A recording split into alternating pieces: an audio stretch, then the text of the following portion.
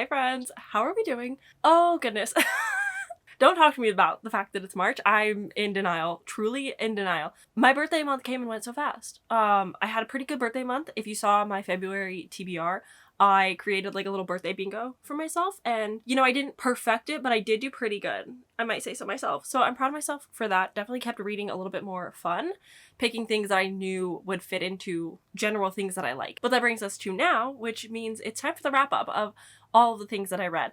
I managed to read 17 books in the month of February, which is pretty good. I will also asterisk that 5 of these were in the same graphic novel series for an upcoming video, so we won't even be talking about them.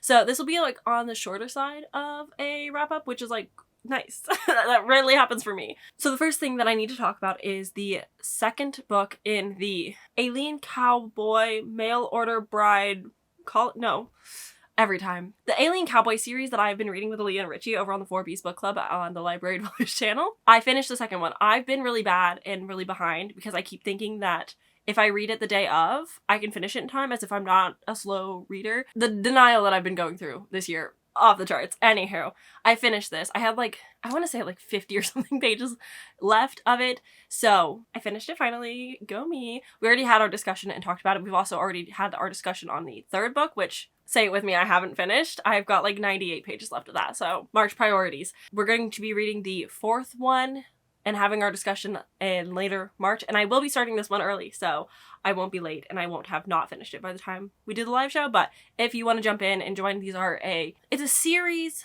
following different couples, but they're all set on the same like alien planet.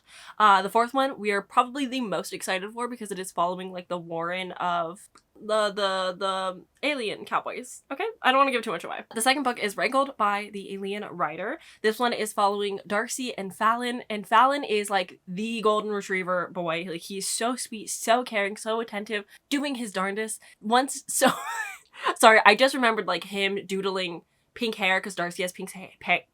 None of this makes any sense if you haven't heard of the series before, but the alien men are given like a little manual on humans and specifically like women, and Fallon had gone in and like painted the female with pink hair so it would look like Darcy. Okay, anyways, he's a sweetheart, he's so cute, I love him to bits and pieces. And then you have Darcy on the other hand, who is a very black cat energy type of woman. Like, she takes no shit. She's I don't know, it's weird because like she is that woman, but at the same time like sometimes is refusing to cuss. Like, she had some weird consistency problems, but overall, I rather really enjoyed it. I gave it 4 stars, I believe. I think I liked Cherry and Silas a little bit more, but I'm still really having fun with the series. I'm really enjoying it. I think our plan is to kind of binge it.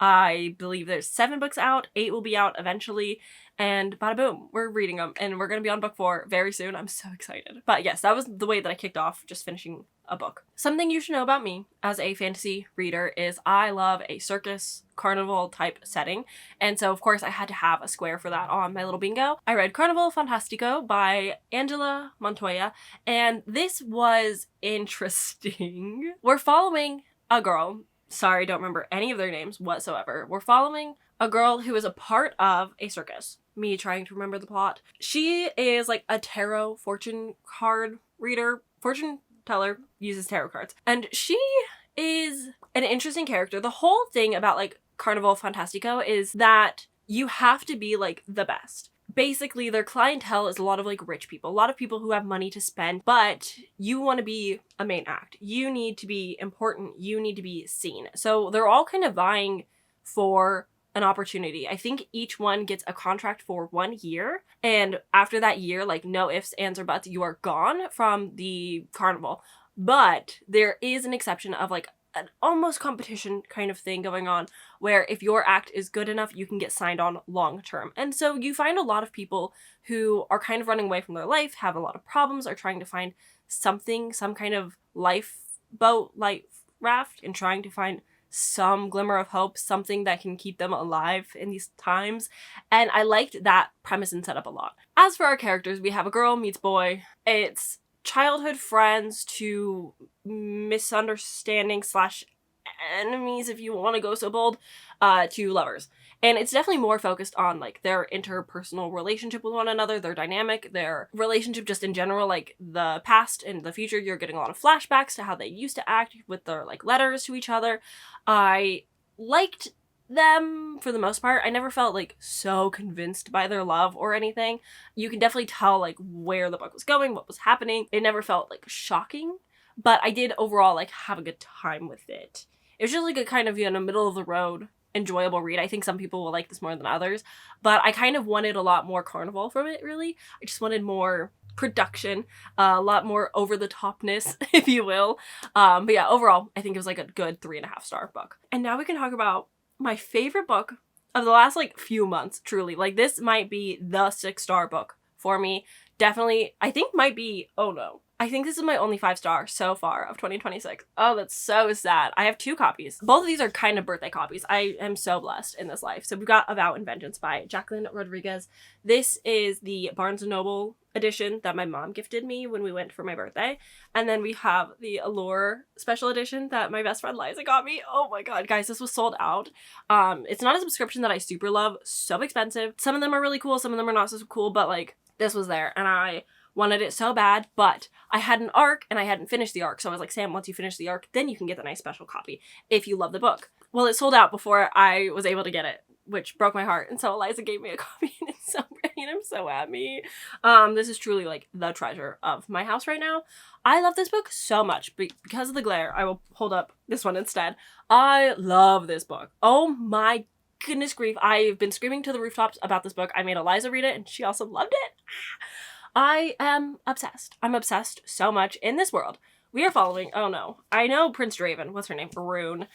The problem with Rune is now I think of the Crimson Moth, and so I'm like, it's not a name anymore. It's just Crimson Moth, which isn't fair. Back up. Before we even get to the characters, in this world, the setting is basically there's like a center point. I wonder if there's a map. Oh, there is a map. Oh, this doesn't make any sense to me. Okay. I guess that kind of makes sense. So you've got the like human parts, and then you got the immortal worlds. I kind of pictured it like the immortals were like the outside and the inside was the humans, but there's like a wall that divides them.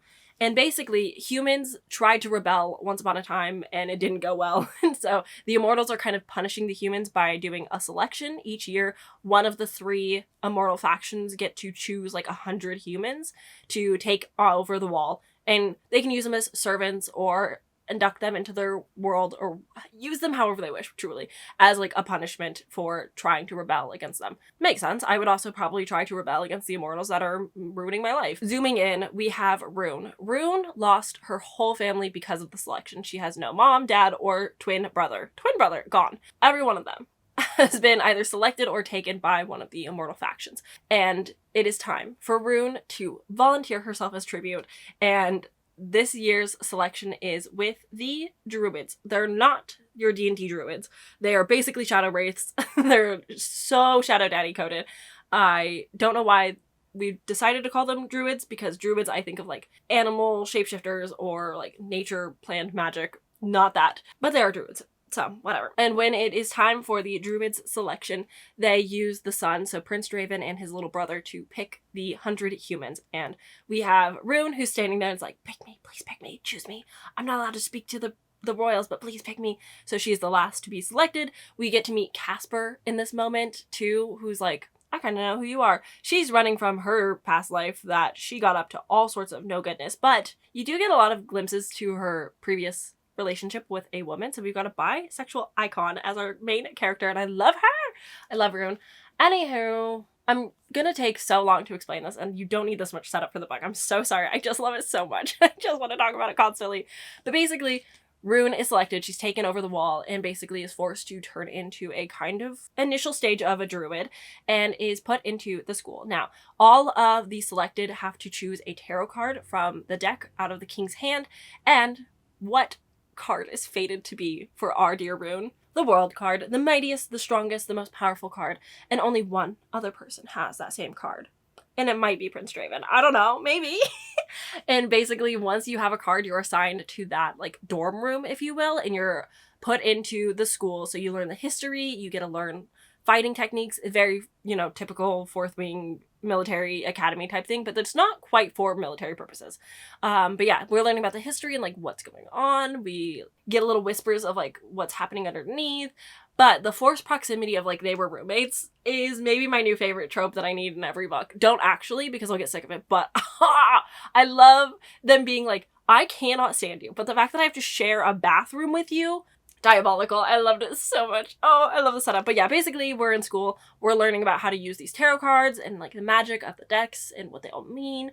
But then we're also fostering our relationship not only with Prince Draven, but with Casper, with Amber, with Winter.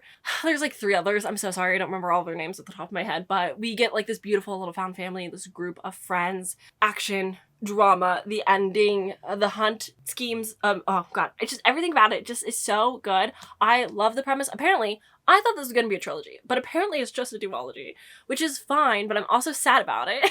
But I'm really hoping that the second I can get my little fingers on the second book, I will. Please approve me for the arc. Please, on Instagram, give it to me. I don't care how I get it. I just need the second book. I love this book so much. I love these characters. I felt so strongly about all of the side character moments, which apparently we're getting more of in book 2. This is what it means to be in love with a book. And I miss this feeling. I miss being so obsessed with the world and everything about it. So I'm so happy that I finished this, read this. I'm so happy that I have the audiobook forever and I have the books forever. Guys, I'm so happy. Best book I've read in so long. Like truly since maybe October. Best book I've had. Anyways, 15 minutes in, I've spieled so much about this. Now on to the next. We've got Smoke and Scar by Gretchen Powell Fox. This is another romantasy. This is dual narrated. And truly, I can't remember anything about it. I can't tell you anything about this book, and I do feel really bad about it. I think I gave it like a 3-star in the end. I did not love the narrator, specifically for the man. Like, he's got this very deep, gruff voice, but it kind of didn't work for me. I remember the characters were really annoying, and I didn't really ship them together. I didn't really care if they got together. They were just a little bit irritating in the way that they talk to each other. I want to say there was like a trial that was going on and there's other side characters and like it's like also kind of maybe a military school type thing where it's like they have to do trials to like be higher up, but she had an ex-boyfriend who like seemingly died and so she's like, I can't let my dead boyfriend's sister join this deadly whatchamacallit, so I'll do it with her to keep her alive because that's the least I can do in his honor. And then like stuff happens. I'm so sorry. This one really just didn't stick with me. I just didn't ever care so deeply. And it's hard to tell with audiobooks, like, is it me at the moment or is it the book? I don't have any plans to continue in the series, but I also know a lot of my friends really love and adore this, so maybe it was just, like, wrong time for me and I should give it another chance, just because I truly can't remember anything and I read it a month ago, so not great. And then I read Diary-bound, which I have a whole reading vlog and many, many thoughts on, so you can check that out if you're interested, because I simply can't get into all of it. But Diary-bound is a Hunger Games Fourth Wing type story, but with wolves instead of dragons, and a little bit, I don't know, I guess it's equally deadly, but just feels less deserved to be deadly. I had a lot of issues with the book, but also the first 20% and the last like 40% really banger of a book. I did not care so much about like the competitions within the Bounded and like what they were doing. I felt like a lot of information was withheld from our main character that I knew the whole time, and I was promised like a different kind of romance, and the romance that's in the book that's following our main character Marin and her literal boyfriend from the beginning of the book, Lee, I didn't care about them. I was never attached to them as a relationship, and I knew that he was not going to be endgame, so it was just really annoying spending 600 pages with a relationship that like wasn't gonna last and like wasn't gonna mean anything. So I don't know, it felt a little bit too predictable. I didn't really like having an existing relationship that I was not interested in, and I felt like a lot of choices were dumb. So anyways, that's it. I think I still landed on like a 3-star. Like there are parts of it that I really loved 5-star and parts of that I really hated it 2-star. Like it just was kind of all over the place, but excited to continue in the series. Next, I read To Cage a Wild Bird by Brooke Fast. I believe this is her debut, and I think it's setting up for a series. In this, it's what if every crime ever gets the same sentence? Like, no matter if it's a petty crime or murder, you are sentenced to this prison for life until maybe you can potentially get reformed, but probably not, because the rich are gonna come hunt you. It's really hard to read a dystopian novel and not compare it to the Hunger Games. It's one of those things where it's like, yes, you can take inspiration from such a big thing, but I want a little bit deeper conversations happening in my dystopians, and I don't feel like dystopian romances are really hitting that, but it's okay. I thought this was fine. I did not love this as much as I was hoping to or expecting to. It was kind of just like a mid romantasy.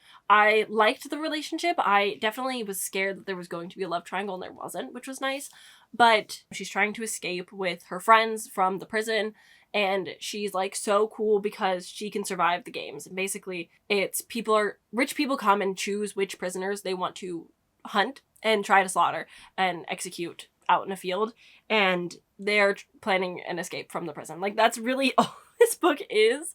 There's a little bit more like politics going on behind the scenes, but for me, like, at the end of the day, it didn't say enough on society for me to really like feel something. I was confused as to why like they're just trying to escape, and rather than like take down the entire system and like really F shit up, I was really just kind of wanting a little more from it the whole time. So like overall it was a fine story, but it's not like one that I was super interested or engaged with. I like that we had such a large range of characters. I'm gonna latch on to the sapphic relationship in a book. I'm so sorry. I liked the sibling relationship. Her little brother is like the reason that she's put herself in this position, because she feels responsible for taking care of him. And I really liked their relationship together, and like her having to come to the realization that like he is now a grown-up and needs to be treated as such and shouldn't be so babied, and like can also try and help take care of her, and they can be more partnership.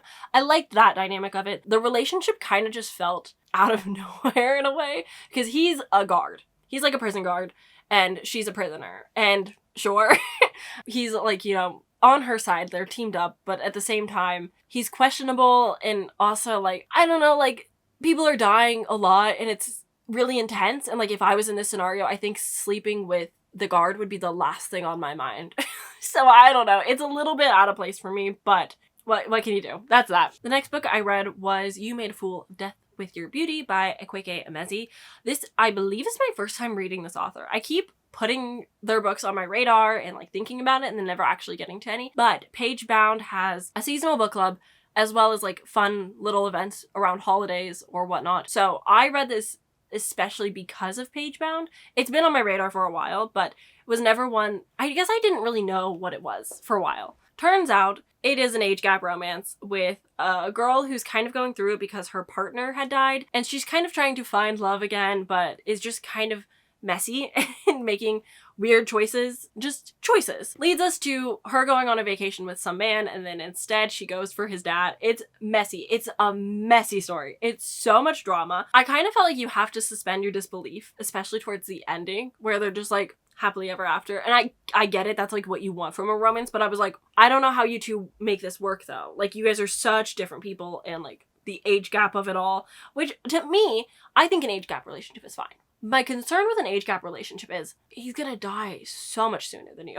Like, it's cool if you're in it for the money. He is like a famous chef, but clearly they're together because they have things that they can relate to each other and they get each other on like a deeper level. But also, like, he's gonna die in like 20 to 30 years and you've still got 50. And it's like, that stresses me out personally. But I think the romance was fine. I think they were cute. Again, I think it's messy, but I think it's what makes it fun. I don't think it'd be interesting if everything went well. If his son, who was supposed to be dating her, like kind of gets upset, like obviously that's gonna happen. So I thought it was fine. I'm not a big contemporary romance reader, just in general. It's not my favorite genre. So for what this is, I think it executed it well. I think Ekweke Emezi is a good writer. I enjoyed the narration of the book. I never like felt so invested in everything. It wasn't my favorite romance ever, but I thought it was fine. I thought it was good. Now that I'm looking at my little list, 1, 2, 3, the next 3 books are for upcoming projects. So we're just going to skip over those and talk about Tourist Season by Brynne Weaver. This is the first book in a new series, I think potentially connected to the Butcher and Blackbird world, which I didn't know, but there was like a hint to it in the acknowledgements that I was like, am I missing things? I didn't finish the Butcher and Blackbird series. I didn't like it that much, but I wanted to try Tourist Season 1 because it fit for Buzzwordathon with having silhouettes on the cover, and 2, I wanted to give her another chance. How do I talk about this one? This one is following a small town where she's kind of taking up the mantle of serial killering tourists, like killing the tourists. That's like her thing. And she's being hunted by this man because he believes that she is the reason for the death of somebody that he was related to. It's kind of like it's not, I don't know. I can't say that it's a game of cat and mouse, but it kind of is. Like, he sympathizes with her and they get to know each other, but he's also like, haha, might kill ya. It's a weird dynamic for sure. Definitely check trigger warnings because the main character is dealing with her predecessor, what's the word when you're an apprentice to somebody? Would they be your master? That feels incorrect. Her teacher? Sure. He has like dementia, it seems, or Alzheimer's, and so he's kind of struggling in the memory department, and so definitely check the trigger warnings to like make sure you can handle that. Obviously there's a lot of like murdering going on, like blood, and like it's a very like dismissive way of it where it's like, yeah, I'm burying a man in the backyard, what's it to you? Like, just casual conversations around it. So if that's not your thing, this might not be the book for you, but it's definitely fun and quirky. I didn't hate it. It was definitely a quick, easy read. Like, it kept me engaged and I was interested the entire time. We're getting both of their perspectives, which is nice. Ends in an interesting way to set up for the next series, like next book in the series. I think you could definitely just read it as a one-off and you would be fine. Like, you'd be content. But I am definitely interested to see where it could go. I think I would continue in the series. I don't think I hated it enough, but I definitely wasn't like, this is my favorite thing ever. I just don't know if I care enough about Bryn Weaver's writing and books like everybody else, so she might just not be the author for me. But, you know, I say with T. Kingfisher all the time, probably not the author for me, but I'm going to keep picking up her books. What can you do? And then we can talk about the last book for this little video. This one's definitely a shorter one, but I also read this for the same video that Diabound is in. I read a bunch of booktubers' favorite books, but also some booktubers' least favorite books. So Catabasis was on that. Catabasis? What do you guys prefer? I always say Catabasis. No, I don't. I say Catabasis, but it's Catabasis or I don't know. Somebody tell me how you want to hear it, but I also probably won't be talking about this too much more on the channel just because we've done it. We've read it. I talked about it at length in my video, so again, you can watch it and get full thoughts. I definitely have like mixed feelings towards this. I can definitely see some of the critique. I can agree with some of it. I don't agree that it's like so bad though. It's definitely dark academia. You can fight me on that if you would like, but overall, the characters are insufferable, but realistic. It's a character study of people who think that achieving the highest in academia is like the most important thing to life and really losing yourself along the way. Like, it made sense for Alice to have an unchecked eating disorder because she has to be in the lab at all times. Like, there's so much to be done, and yeah, it's unpaid and you don't get recognized for any of the work that you're doing, but it's important and you have to be there. And I think a lot of people critique Alice because they really struggle with it not being checked in the book by other people, because it's really just Alice and Peter the entire time. There's some other characters like Elspeth, like there's more characters along the way, but really like it's just the two of them, and obviously they're not going to notice the flaws to their character because they're in the same headspace. They both see the same issues. But basically this is Alice and Peter going into the levels of hell and trying to find their professor so that they can get recommendation letters to continue on in their studies and their fields and departments. And there's real magic in this world. Obviously they go to hell. That makes sense. Thank you, Sam. I overall really did enjoy this, and I think if I revisit it in the future, I'll find more appreciation for it. I think the more that I sit on it, the more that I like it. It's a book that will kind of stick with me for a while, and maybe not for all the right reasons, but I just really enjoyed my time with this. I was fascinated by hell and the way that it was explored and pulled from different mythologies and fictional works and like seen as nonfiction. Yeah, you suspend your disbelief, but a lot of it I felt like it was explained enough to me that I could buy into it. Like, even if my real world logic says, yeah, people are going to try and go to hell and like the real life text would be different, I still like bought into why it was the way it was. I bought into the logic of this world. And that's all that I really ask for. So I think R.F. Kuang did a great job with this. I think that it was well written. I can see the issues because the pacing is definitely off and the middle chunks are a lot slower, but I really enjoyed the ending, and I liked the takeaway of you should find the little things in life to enjoy, and you should enjoy living and try to make the most of it while you can. So overall, I had a good time with this. I gave it a 3.75, I guess. It depends on the day that you ask me, but overall I did enjoy Catabasis, and I will lightly be recommending it to people. I don't think this one will be for everyone. I definitely think that I can more easily recommend Babbel to people over Katabasis, but here we are. I'll never say the name the same in any video. I'll just say it every which way that I possibly can so that everyone's appeased, right? How about that? Anywho, that's it. That's the books that I read and am able to talk about at this moment. Definitely keep an eye out for those reading vlogs on Sundays if you want to see what else I'm reading. But overall, I had like a pretty okay month. I think my average rating was higher than January, which is a win for me. I think my average rating was about 3.4, which, you know, is better than the 3.25 I had in January. So we're taking the wins wherever we can, truly. But I'm excited for March. I think March is going to be the one. I know I said that about February. I think March will be the one. Haven't had a 5-star yet, but we're getting close. I definitely think with Ramadan happening in March, I'm going to be reading more than I have the previous 2 months, so I just have a higher chance of getting good books. Hopefully we're all having 5 stars with Ramadan and it's going great for us. I have already read 3 books, no 5 stars yet, but I think I'll at least get one. Please. Just one. And that is it for this video. Please let me know down in the comments what your favorite book from February was. And if you're interested or intrigued in any of the books that I had read, I would love to hear about it. Tell me everything. I'm gonna go. I hope you have a fantastic day. I will see you in my next video on Sunday. It's going to be a reading vlog. I'm so excited. I hope to see you there. It's a little mini series that I'm doing for the next 3 Sundays. Hopefully if things go well and I read books. But I'm very excited and I hope to see you there. So goodbye!